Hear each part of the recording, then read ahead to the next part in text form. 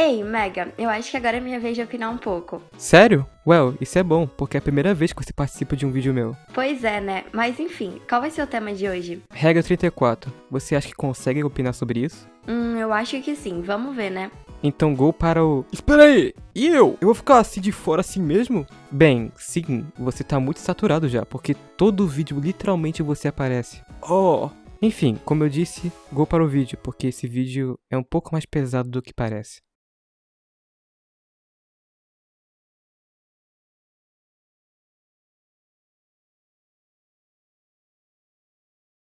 Bem, eu acho que com certeza você já deve ouvir falar da regra 34. Se não, eu vou dar uma explicação para vocês. Basicamente, é uma regra que foi criada em base de uma webcomic, que no caso, uma história em quadrinhos, que foi desenhada por Peter Molly Salter. Porém, por algum motivo, a identidade / foto dele não foi revelada em nenhum lugar da internet. Pelo menos, eu não achei nada. Tá, mas o que é exatamente a regra 34? Eu vou explicar pra vocês, calma.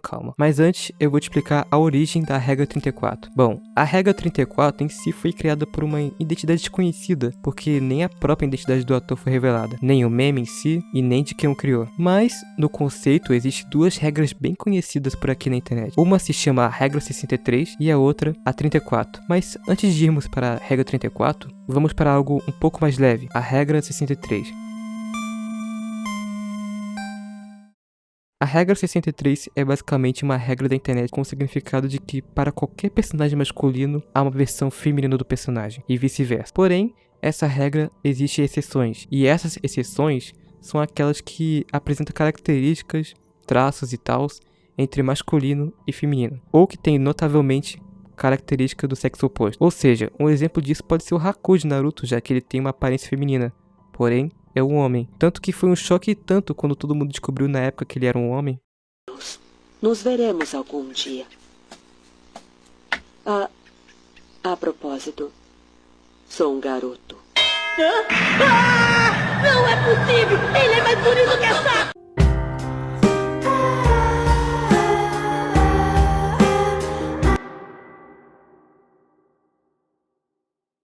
E bom, a regra 34 é um pouco mais obscuro desse iceberg. E por que tecnicamente é um iceberg? Bom, porque todo vídeo de iceberg tem sempre um lado obscuro sobre aquilo.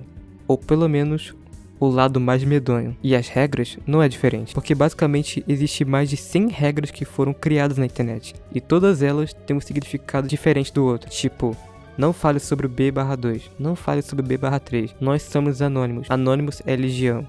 Anônimos não perdoa. Anônimos podem ser horríveis, sem sentido. Monstros insensíveis. Anônimos ainda são capazes de entregar.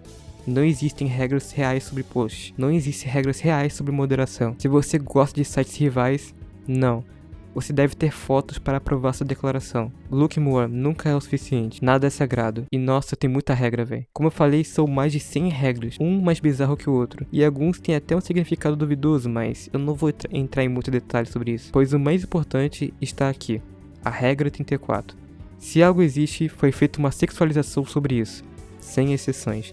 E quando digo sem exceções, é que realmente é sem exceções. E tecnicamente a regra 34 não é simplesmente uma regra, é literalmente um site adulto, porque a regra 34 na verdade é algo que era para ser dito em inglês, o Rule 34. Ou seja, se você pegar o nome de um personagem e colocar hentai na aba pesquisar, pode ter certeza que vai ter algo que você não queira ver ali. Tem 2 vídeos no YouTube explicando bastante sobre essas regras, que um deles é da deusa Isis e outro do Arthur. 2 vídeos explicando sobre a tal regra, mas no meu vídeo eu estou me baseando no vídeo da Isis mesmo. E eu nem preciso nem explicar o quanto que isso é zoado. Tipo, pegar um personagem e transformar ele em algo sexualizado é algo bizarro e zoado demais. E a regra 34 tá aí porque é algo que não é mentira.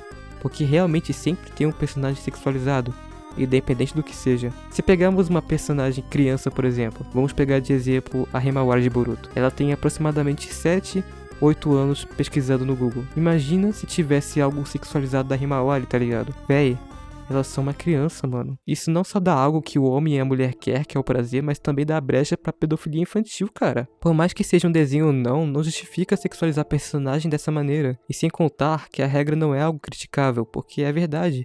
Se formos parar pra analisar, essa regra não foi só o próprio fato jogado ali, mas também uma crítica. Se já não bastasse de tudo que existe no mundo, ainda é sexualizado algo que é tecnicamente inocente. Um exemplo disso mesmo é a garota do lo-fi, que por mais que ela esteja ali para representar que ela esteja estudando para uma prova, ela também estava representando o lo-fi, então eu não preciso nem dizer o que fizeram com ela, né?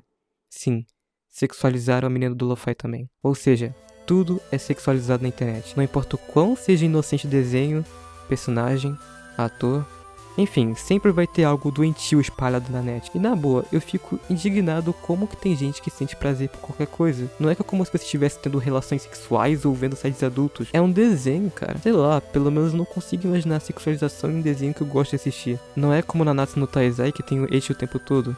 Não, cara.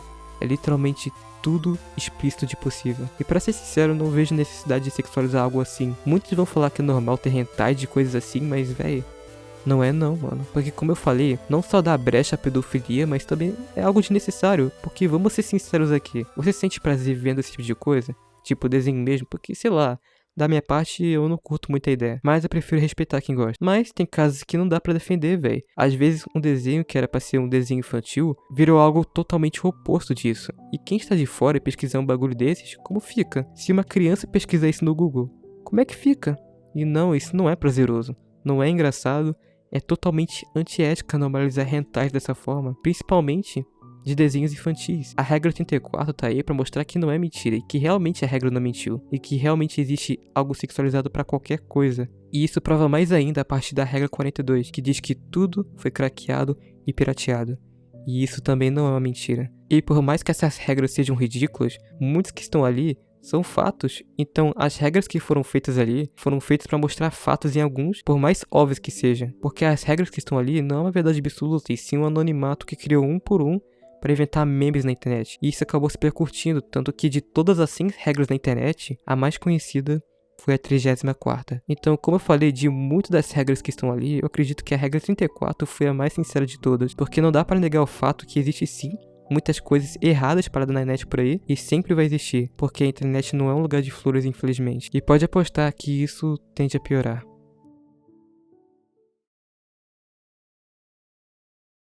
Opa, eu sou a Li. E bem, eu acho que todos vocês sabem sobre sexualização. Infelizmente é algo bem comum, tanto fora quanto dentro da internet. E dentro é obviamente o lugar que mais acontece, até infantil. E pra mim, sexualizar um desenho não é nem um pouco comum. Fazer apologia à pedofilia não é normal. E não deveria nem ser considerado uma regra que muita gente pratica. E eu sei que citar apologia é meio contraditório, porque a criação do hentai foi justamente por isso. E pensar sobre o fato de que toda personagem feminina vai ser sexualizada é muito problemático. E é incrível pensar que toda personagem, da mais simples possível, vai ser sexualizada, e o que vai importar dela é apenas o corpo. E a maioria dessas regras só me dá uma conclusão: ou as pessoas que apoiam essas regras são Pedro, não falar uma palavra mais pesada, ou são extremamente machistas. Aí você me pergunta, mas Li, por que tu acha isso? E pensa só comigo, personagens que são sexualizadas não tem uma regra, para quais específicas, são literalmente todas. E o lado do hentai de uma personagem infantil só me leva a essa conclusão, já que fotos/vídeos mais 18 são proibidos de menores de idade, e o hentai surgiram com essa finalidade, pra dar palco pra pedofilia. E é muito bizarro ver sexualização de personagens simples, seja de personagens que interpretam crianças, até personagens que interpretam adolescentes. E é incrível como tudo na internet sempre querem sexualizar. E dá pra entender essas regras só pela regra 16.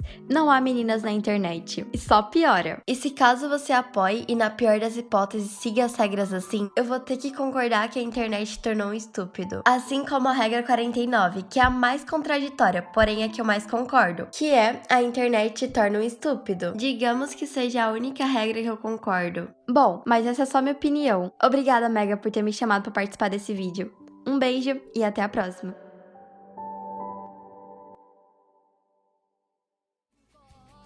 E é isso, eu realmente espero que tenham gostado da participação da Li. Eu já divulguei ela tantas vezes que é impossível vocês não conhecerem ela, mas quem não conhece, passem lá, deem uma chance pra ela. E é isso, e até o próximo vídeo, guys.